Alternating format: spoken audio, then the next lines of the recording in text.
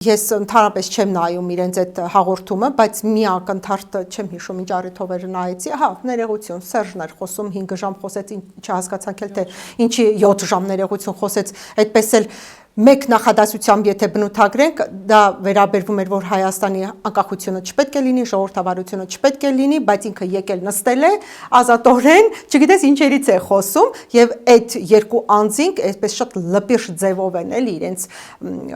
պահում, իբրև թե Սերժն էլ իրենց կողքներ ուժ է տվել իրենց, կարող են էլի այդ ձևով ներկայանալ, սենց կամահրանքով, վիրավորական խոսքերով, չի կարելի, արժանի պատիժը պետք է կրեն, յուրաքանչյուր ոք պետք է հասկանա, որ այդ սահմանը չպետք է հատեն, եթե դու ունես իրավունք, ապա դիմացինդ եւս ունի իրավունք, այդ իրավունքների սահմանը չպետք է հատվի, ես էլ ունեմ իրավունք ձեզանից այդ վիրավորող անձանցից պահանջեմ ինձ վիրավորելու համար ամենակիչը գոնե